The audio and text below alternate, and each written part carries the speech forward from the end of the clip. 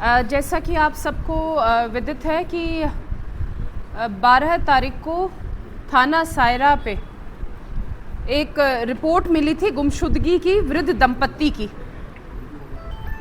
गांव सायरा में, ये थाना सायरा में गांव पूनावली है, वहाँ पर एक वृद्ध दंपत्ति लहरीलाल जी और राधाबाई उनकी पत्नी, उनकी गुमशुदगी की रिपोर्ट थाने पर मिली। जैसे ही गुमशुदगी की रिपोर्ट मिली तुरंत ही पूरा थाना सक्रिय हो गया था और स्थानीय लोगों की मदद से तुरंत मौके पर पहुंचकर और उनकी दस्तयाबी के हर संभव प्रयास किए। 14 तारीख को उन्हीं के घर में जो बेडरूम है उसमें जो बड़ा संदूक होता है जिसमें गद्दे रखे जाते हैं, वहाँ पर प्लास्टिक में टेप से बांधे हुए उन दोनों के जो छुपाए हुए शव मिले, जिस पर तुरंत सभी हम अधिकारी मौके पर पहुंचे।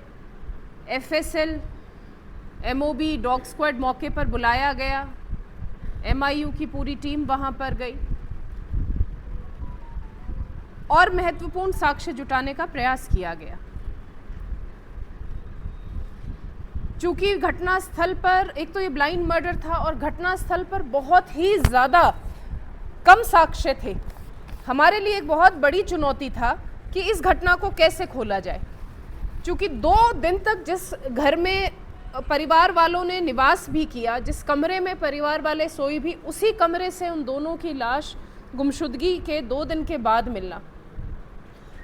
पूरे घर में, क्योंकि उस दिन 2 दिन वो घर वाले पूरे उस घर में रहे भी हैं और पूरे घर को इस्तेमाल भी किया है, उनको भी ये नहीं पता चलना कि कहीं कोई किसी तरह से ये हत्या के कोई अलामात घर में उनको मिले। तो इस पे ये हमारा मतलब हमारे लिए सबसे बड़ी एक ये उलझन थी, गुत्थी थी, चैलेंज था। तो आईजी सर के निर्देशानुसार हमने इसमें काम करना शुरू किया। इसमें अलग अलग टीमें गठित की गई, जिसमें हमारे एडिशनल एसपी मुकुल जी के नेतृत्व में हमारे जो सीओ साहब हैं गिरवा, इन्होंने वहीं पर ही अपना कैंप किया। एसएचओ सायरा, एसएचओ गोवर्धन विलास और हमारी जो डीएसटी टीम उस समय पर तत्कालीन एसएचओ सुखेर, अभी वर्तमान में डीएसटी टीम के प्रभारी, उसके अलावा स्थानीय थाने के और जो पूरी टीम जो डीएसटी की टीम, तो सभी ने, और स्पेशली जो हमने राजसमंद से तकनीकी सहायता के लिए वहाँ से पेलीराम जी को बुलाया, हमारी साइबर टीम, दिन रात इन्होंने पिछले 12 दिवस दिन रात मेहनत की। सभी संभावनाएं तलाशी की, मोटिव क्या हो सकता है, और फिर अब 12 दिन के अथक प्रयास के बाद हम सफल हुए हैं इस ब्लाइंड मर्डर को खोलने में वृद्ध दंपत्ति के। हमने वर्तमान में 5 जो लोगों को गिरफ्तार हम कर रहे हैं। इस मर्डर में 6 लोगों की अभी जो प्लानिंग है और जो इसमें पूरा ये जघन्य कृत्य किया है, 6 लोगों की भूमिका सामने आई है। उसमें से 5 को हमने डिटेन कर लिया है। 6ठे के पीछे हमारी टीम है और हम उसे शीघ्र ही उससे भी गिरफ्तार कर लेंगे। जो अब इसमें मैं आपको डिटेल्स अगर मैं बताऊं कि गिरफ्तारी किन किन की हुई है, उसके पश्चात मैं आपको बताऊंगी कि उन्होंने किस तरह से इस घटना को अंजाम दिया। का जो मूल सूत्रधार था वो था कुशाल पालीवाल, जो मूलतः पुनावली का ही है, किंतु पिछले काफ़ी सालों से जो परिवार है वो सूरत में रह रहा है। इसका दोस्त चंदन यादव जो सूरत में रह रहा है लेकिन मूलतः जो बिहार का है। दिलीप चौधरी सूरत में रहता है, मूलतः यूपी का। और किशन और जीवन पालीवाल, जो दोनों स्थानीय लड़के पूनावली के, जिन्होंने इनकी इस पूरी जो इस घटना में लोकल यहाँ पर रहते हुए मदद की।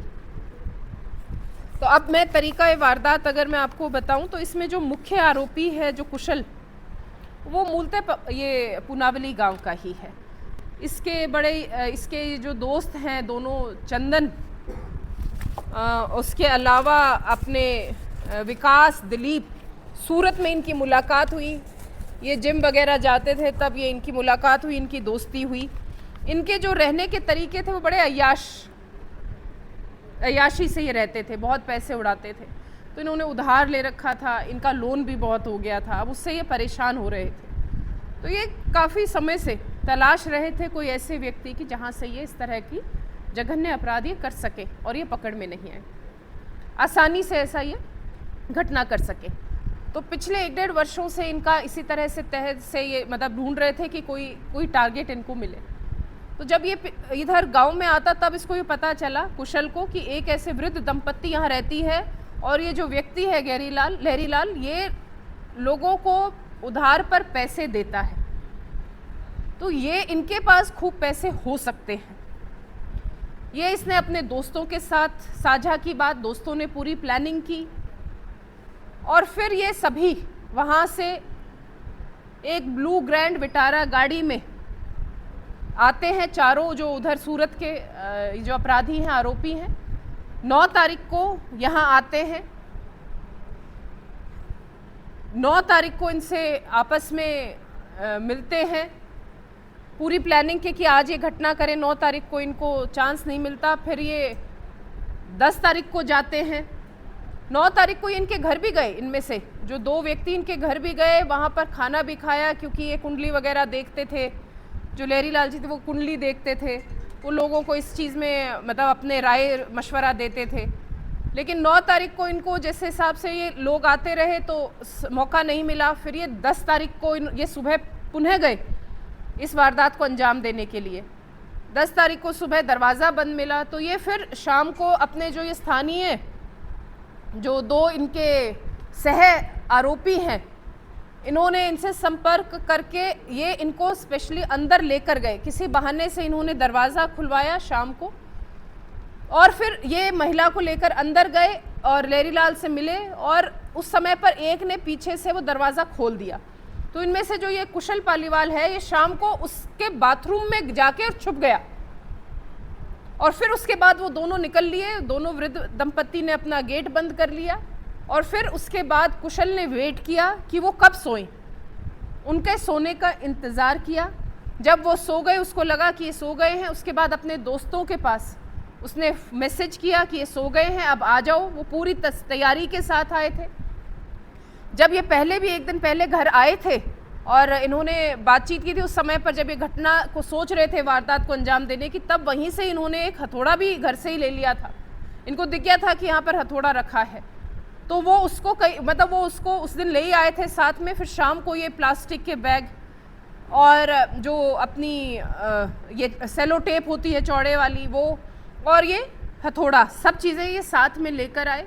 दोस्तों ने एंट्री की और सोते हुए लहरीलाल जी की जघन्य रूप से हथौड़ा मार के सिर पर हत्या कर दी।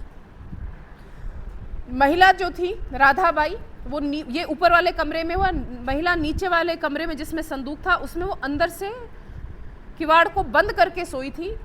तो कहीं उन्होंने ज़बरदस्ती अगर वो करते तो उनको डर था कि कहीं कोई किसी को जाग ना आ जाए, ये ज़्यादा मतलब कहीं शोर ना कर दे। तो उन्होंने वेट किया। वो जब महिला उस कमरे के बाहर अर्ली मॉर्निंग निकली तो उसकी गला घोट के हत्या कर दी बेरहमी से। और फिर उसके बाद कि कहीं ये पकड़े नहीं जाए और ये भाग जाए उससे, मतलब उस समय पर इनको समय मिले और कोई इनको पहचान नहीं पाए, वारदात का किसी को पता नहीं चले, तो इन्होंने उसको प्लास्टिक के पैकेट में अच्छी तरह से बांध के रैप करके और वो उन दोनों की जो बॉडी है वो उधर ही जो संदूक नीचे वाले कमरे में जो बड़ा संदूक था उनमें जो ये बेडिंग्स थी, कंबल और जो गद्दे थे उनके नीचे दबा दिए। और जो साफ सफाई इतनी अच्छी तरह से की कि कोई अलामात वहाँ पर घटना के नहीं छोड़े। और जो उस महिला के गले में चाबी थी तो उसी से जो संदूक खुला उसमें जो भी जेवरात पैसे थे वो लेके ये भाग गए। जो महिला और पुरुष की जो मृतक हैं उनके जो चप्पलें हैं वो भी उन्होंने छुपाई ताकि किसी को पता ही ना चले, उनको ये लगे कि ये दोनों महिला पुरुष कहीं चले गए हैं, वृद्ध दंपत्ति कहीं चले गए हैं, और इस घटना का बहुत दिनों के बाद पता चले, तब तक किसी को याद भी नहीं रहे कि ये यहाँ आए थे, इनकी कोई निशानी भी नहीं रहे। तो ऐसे एक उसके, और इन्होंने ये भी बड़ी चालाकी की कि कहीं पर, क्योंकि ये जैसे गाड़ी में आए तो कहीं पर भी एक तो ये इन्होंने बहुत ध्यान रखा कि ये कहीं किसी होटल में नहीं रुके, कहीं किसी सीसीटीवी कैमरा में नहीं आए। इन्होंने वो रास्ते लिए जहाँ पर जो अप्रोच रोड होते हैं, मुख्य रास्ता नहीं लिया ताकि ये सीसीटीवी कैमरा से बचे। और तो और इन्होंने ये जो दृश्य मूवी होती है उस हिसाब से इन्होंने पूरी प्लानिंग करी।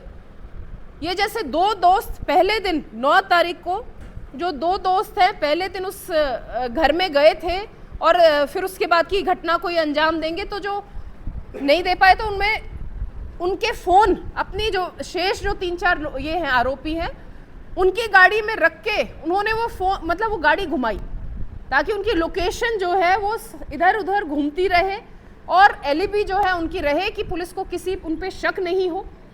और यहाँ से घटना करने के बाद वो उन दोनों के फ़ोन भी लेकर फ़ोन स्विच ऑफ करके ले गए और उन्होंने रास्ते में वो फेंक दिए। और इस समय पर ये राजसमंद भी घूमे, फिर घटना के बाद ये सावलिया सेठ भी गए और फिर वहाँ से ये वापस सूरत गए।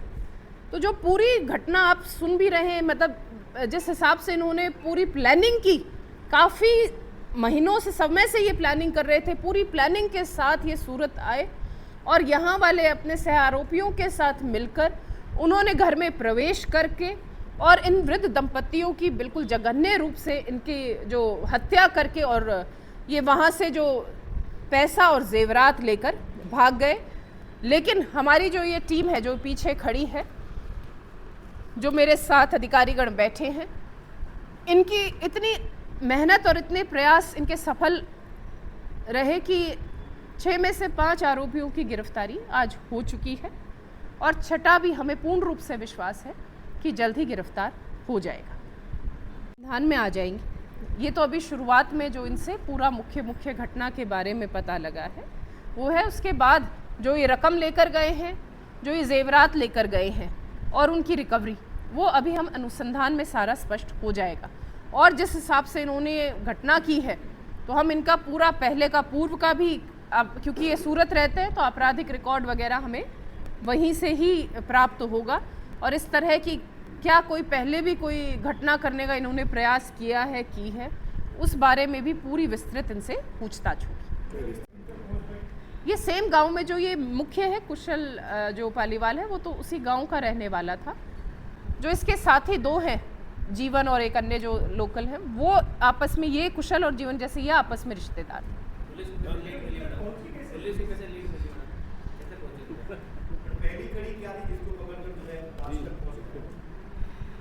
देखिए शुरू में तो कोई मतलब जिस हिसाब से था कि हमने हर एक उसके जो तकनीकी रूप से भी हमने प्रयास किए, बहुत सारे लोगों से हमने पूछताछ भी की जिन जिन पर शक था, कई जैसे, लेकिन कहीं कुछ मिल ही नहीं रहा था। फिर एक हमें मुख्य तो जो लीड मिली, बस हमें इतनी सी लीड मिली थी कि वहाँ से सुबह 4:45 बजे के लगभग, 4:30 पौने 5 बजे के लगभग एक बस दूर से दिखी, कहीं पे किसी एक कैमरे में आ गया था कि एक ब्लू कलर की गाड़ी निकली है, बस इतना सा कि एक ब्लू कलर की गाड़ी वहाँ से निकली है। अब मतलब सुबह गांव में इतने सुबह जल्दी मतलब इतनी ये ब्लू कलर की गाड़ी निकली है, तो उसी पे ही हमने सारा बिल्ड किया, क्योंकि और हम सभी मतलब जगह पर हमने सारे जो बिंदु हैं सभी हमने जो किसी भी रूप से संभावनाएं हो सकती हैं, पूरी जो टीम है, ये इन्होंने कोई और काम नहीं किया इतने दिनों, जो आपने ये सारी टीम देख रहे हैं, इन्होंने कोई इतने 12 दिन तक और कोई काम नहीं किया। ये रात को 3-3, 4-4 बजे तक करके और फिर सुबह 10 बजे फिर से आ जाते थे पुनः। हमारे लिए ये भी चैलेंज था कि कहीं कोई सीसीटीवी कैमरा, इतना समय हो गया, इनके में भी चली जाएंगी फुटेजेस, चली जाएंगी, ख़त्म हो जाएगा, क्या होगा। बट उस एक लीड को लेके और फिर हमने तकनीकी रूप से भी काम किया और फिर फॉलो भी किए सीसीटीवी फुटेज, तो फिर हम इन आरोपियों तक हम फिर पहुंच गए। एक स्पेशल, एक अलग से मोबाइल लिया, जो इनके रूटीन मोबाइल थे उनका इस्तेमाल नहीं किया, क्योंकि कुशल भीतर था उस घर के जिसने अपने दोस्तों को एंट्री दी। तो उस समय पर इसने एक नए भी मोबाइल का प्रयोग किया, जो इनके नॉर्मल फ़ोन है वो तो गाड़ी में इस तरह से वो घुमाते थे कि उनका वहाँ पर लोकेशन आए ही नहीं, और वो फ़ोन लेकर वो गाड़ी इधर उधर घूमती रहे ताकि यहाँ पर किसी भी रूप से उनके कोई भी जो तकनीकी अवशेष नहीं बचे। वो अभी देखेगा, अभी तो डिटेन किया है, डिटेन करते ही आपके साथ हमने प्रेस कॉन्फ्रेंस की करके सारी जो सूचनाएं आपके साथ सारी साझा कर रहे हैं। जैसे आप कर रहे हैं, जैसे जैसे आगे बढ़ेगा अनुसंधान वैसे वैसे वो भी आगे आपके साथ साझा करते रहेंगे।